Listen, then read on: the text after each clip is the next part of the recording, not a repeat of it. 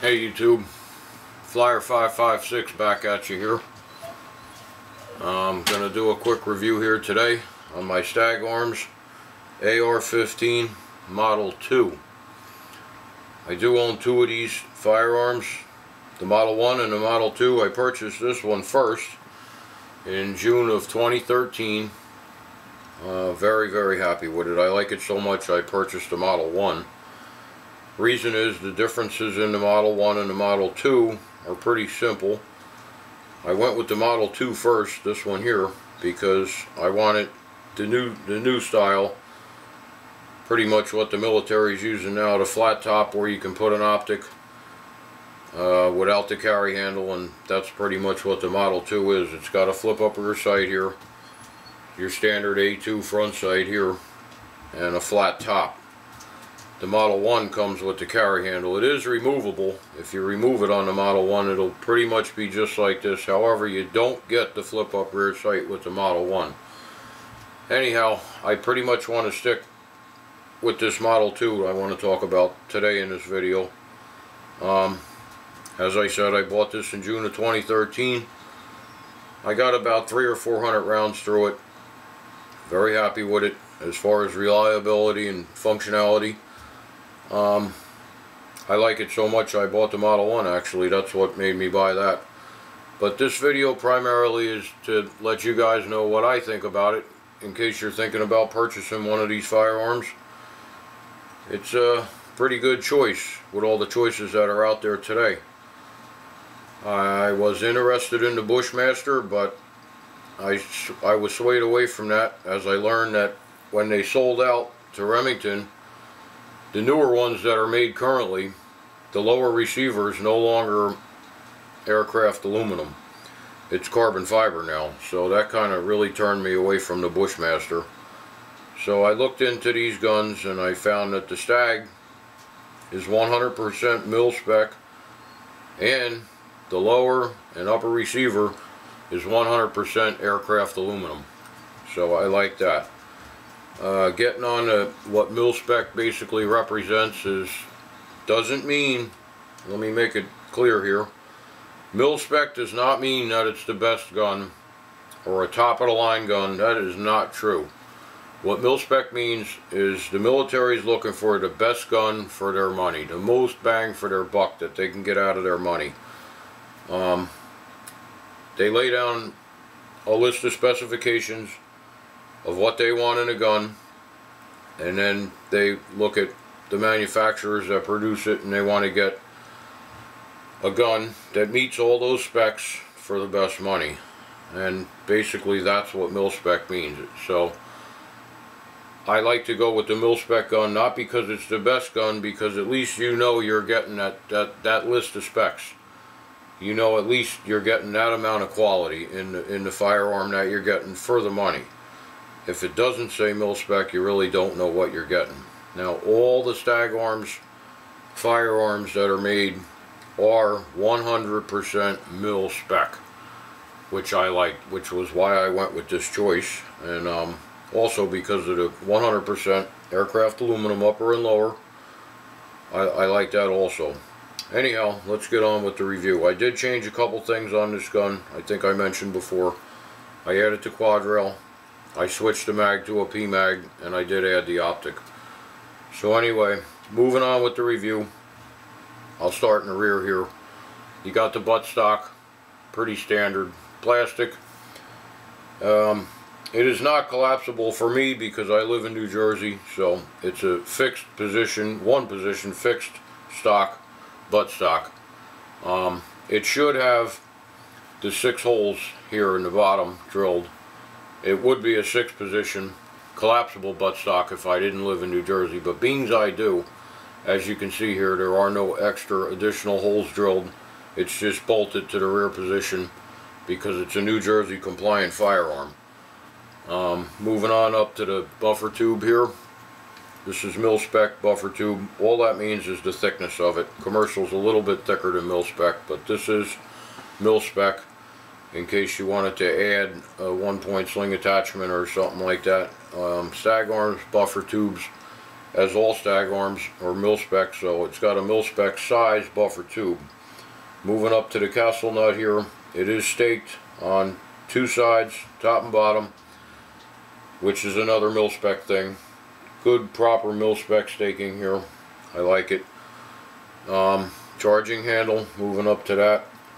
It's metal, mil-spec, nice, good quality charging handle here. It does come with the flip up rear sight, dual aperture, small and large for short and long range. It's got your 300 and 600 adjustment on it for elevation. Let's see what else we got here. As I mentioned before, you got your lower receivers, 100% mil-spec aircraft aluminum. Your upper receivers, all aircraft aluminum. This is all machined out of a block of aluminum. It's not carbon fiber. Much better quality on that. Again, the Model 2, it's a flat top M4 style. I added this optic. This is a Burris AR332 optic. As far as the optic, I'm going to review that, not in great detail, but I'm going to give you the rundown on it. I paid, these firearms go for between $900 and $1,000 average. I looked at a lot of optics as far as the aim point, the EOTech, the ACOG. All those optics are really great optics, but they start at around $800 and they go up from there. And like I said, I spent $950 on this firearm, so I just couldn't absorb investing in an optic that costs as much as the gun. It just didn't make sense to me. I did a lot of research on a lot of different optics, a lot of stuff that's out there. The EOTech, the aim point, again, they start at $800 and they go up from there. They don't magnify, which I could not justify spending $800+ on an optic that doesn't magnify. The actual value of the entire firearm for an optic that does not magnify. I'm not saying it's not a good optic, it's one of the best. The military swears by all three of them: ACOG, EOTech, and aim point. It's just not for me. I found this Burris at the Heritage Guild in Easton, Pennsylvania. I looked at it, I looked through it, I liked it. It magnifies 3 times, it's 3-time magnification.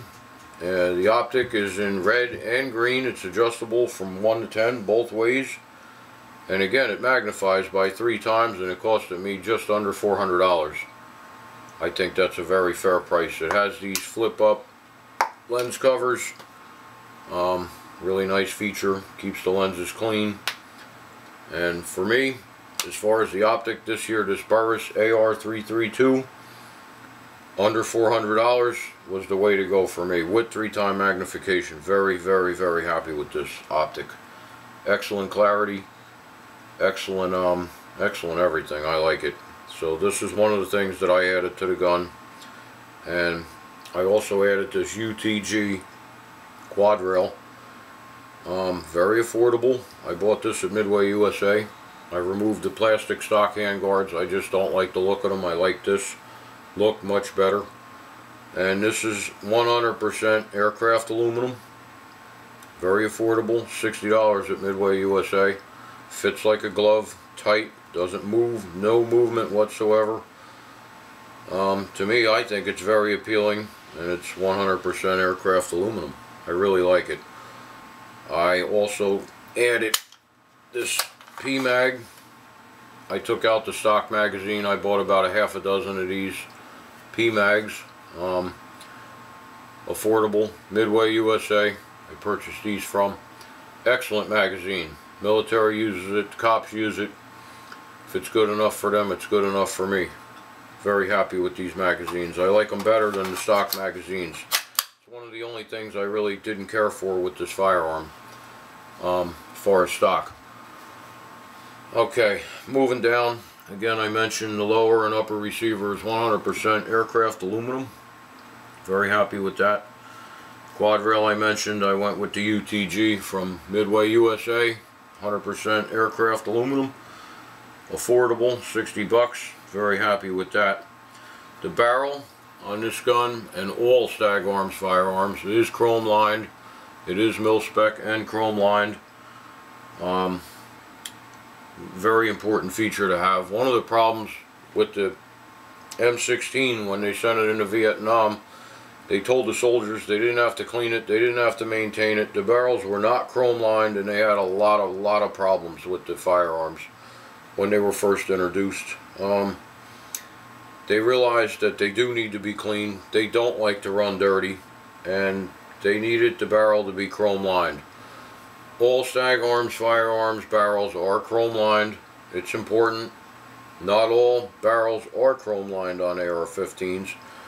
Again, it's a mil-spec thing now, and it's one of the reasons I went with the Stag, because it's 100% mil-spec. The front sight, A2 front sight, Stag Arms does have the F stamp, which means mil-spec.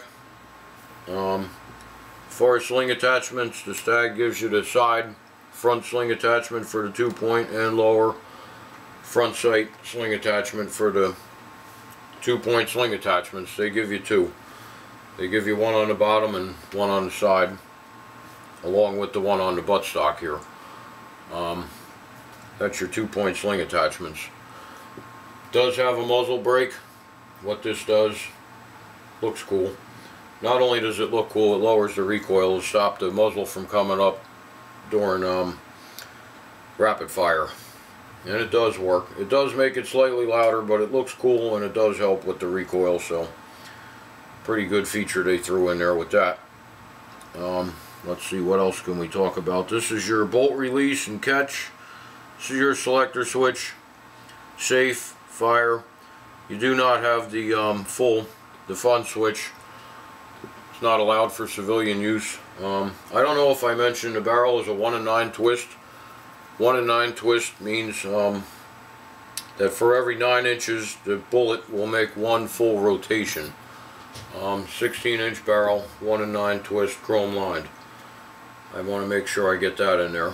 The military uses a 1 in 7 twist. You can get that with this firearm if you order this with the what's known as the plus package. If you get the plus package, not only will you get the chrome lined barrel, you'll get the 14.5-inch barrel. You can get that or the 16 like this one, but you'll also get the 1 in 7 twist. That's up to you. That's your choice. That's an extra $100 if you want to go for that.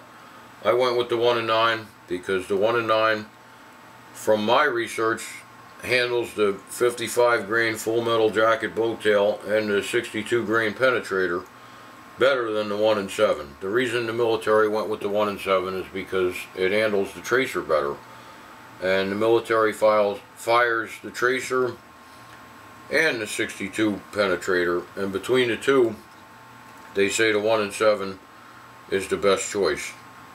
I don't fire tracers. I have no interest in firing tracers, so for me the 1 in 9 was the way to go. With the standard package you still do get the chrome line barrel, so for me, for the $9.50 I think I paid for this, that was the way to go for me. I didn't need the 1 in 7. I really didn't even want the 1 in 7 because from my research the 1 in 9 handles the 2 bullets better than the 1 in 7. I have no interest in the tracers. I think I summed up this side pretty much. I don't think I missed anything here. I'm going to move around to the other side now. Flip this around so you can see. Get this where you can see what we're working on here. On this side, you pretty much have what you have on the other side. The Stag Arms does have the forward assist button here. This is in case your bolt doesn't close and lock all the way due to being dirty conditions or a dirty gun. You can force it closed with this and go ahead with your firing if you have a malfunction. I've never had a malfunction with this gun, and my main purpose of this review is to let you guys know what I think about it. because I do own it. I did purchase it, and I'm very happy with it. So I want to let you guys know what I think about it, because there is a lot of choices out there, and I'm pretty happy with this gun, with very minor changes to it. Just by adding this quad rail, this optic, switching to the PMag, that's it. I'm not going to make any other changes to this firearm. Very happy with it. There is a dust cover. That's another feature that Stag gives right here. When you open your bolt or fire the gun, it'll flip open. You can close it when it's not in use. It'll keep the dirt out. All AR-15s do not offer that feature. It's another nice feature that they give. They do give the shell deflector here. This is not on all AR-15s either. They give you that. So between those two things, that's pretty cool. If you close the bolt, it'll flip open, as you can see here. Dust collector, bolt. Let's see, what else could I tell you here? I guess I could open it up, show you the bolt. This gun in particular came with a full auto bolt, not a semi-auto. It's not full auto, it's only semi-auto, but it did come with a full auto bolt. Let me pull that out for you and let you see.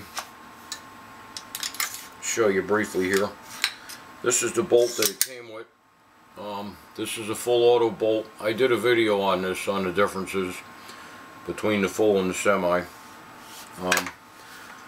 The main difference is this metal here in the rear, right here. As you can see on the bottom and the top, it's the same amount.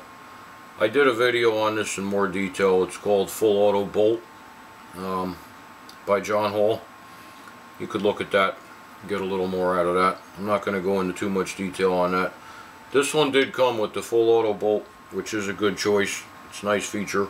It's more balanced. It slows down the recoil, the rebound, and when you slow things down, it increases reliability primarily. That's why I think it's a great choice, and it's nice that they threw that in there.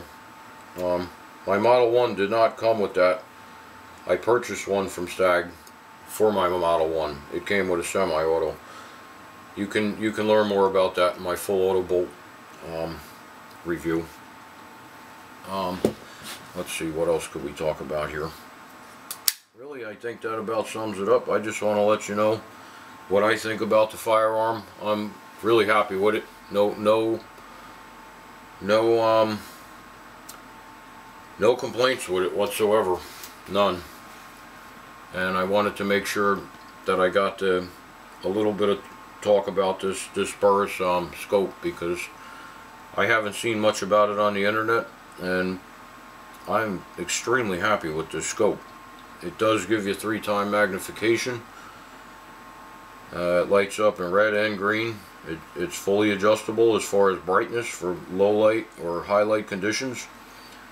The lens caps, they give you, it comes with this metal strap here, which helps keep you from losing them, because you can't lose them, because when you unscrew them they hang by this metal strap. That's a pretty nice feature. And again, it gives you the 3x magnification, and it's only $400, and it's an excellent scope. Really happy with it. Heritage Guild, under $400 for this scope. Really nice scope. I don't think there's too much else. Well, one thing I definitely want to mention is Stag Arms, New Britain, Connecticut, USA. They are made in the